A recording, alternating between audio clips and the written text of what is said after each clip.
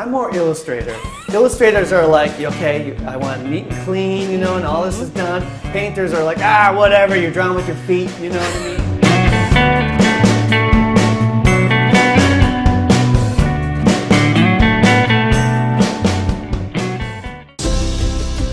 What was Dad like? His beard was scratchy, he had a goofy laugh. I wish I'd met him. I have something for you from your dad. It's a wizard staff. I wrote this spell so I could see for myself who my boys grew up to be.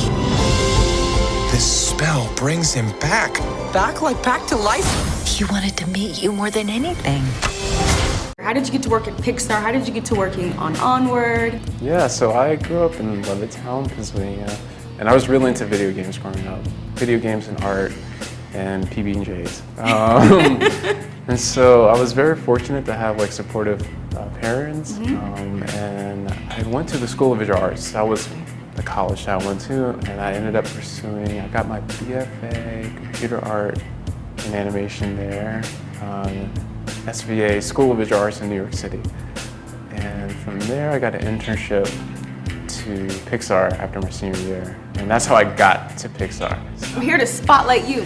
In action. Yeah. So I work in the character animation department. Okay. So the story is mostly ironed out by the time I reach our department, and I specialize in like the acting and the performance aspect of things. Now, of those, do you have a particular one that you might like more than the other? I know you're not allowed to have favorite kids. I can relate to Ian a bit, and I grew up with an older brother too, so he's definitely the barley in the family. Yeah. What is it about Ian that you relate to? He has like big aspirations, dreams, and then, you know, everybody has like insecurities every once in a while. Sometimes you just need like that older brotherly love to kind of help like push you here and there. Right. And then it's, so for that reason, like I was like more into art. My brother was into art also, but I was probably more introvert growing up than he is, but now I'm like much better. Now you're like on Onward. I know, onward, on to the next Your one. fingerprint is on it. We will sometimes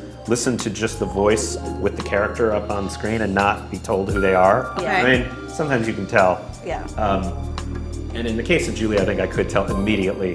But it was such a wonderful moment because we both desperately want to work with her. But when we heard her and realized who it was and saw her with the mom character, we thought, oh my God, she's perfect. I get very upset when people call Guinevere a van, or sometimes there's departments here, and so sometimes you have to say which department it is. There's like, is she a set or is she a character, right? Ooh, and I'm always like, she's a character, but technically she needs to go through the set pipeline, you know what I mean? But whenever people say the van, I'm like, she has a name, it's Guinevere. I really love the Manticore.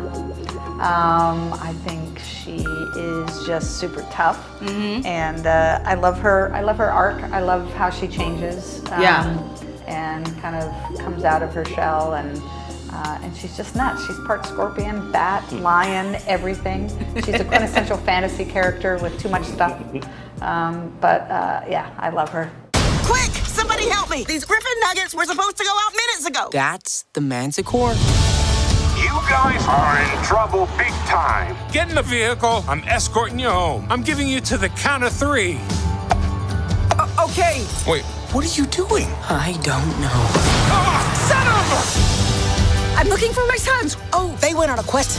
But don't worry, I told them about the map, I told them about the gym, I told them about the curse.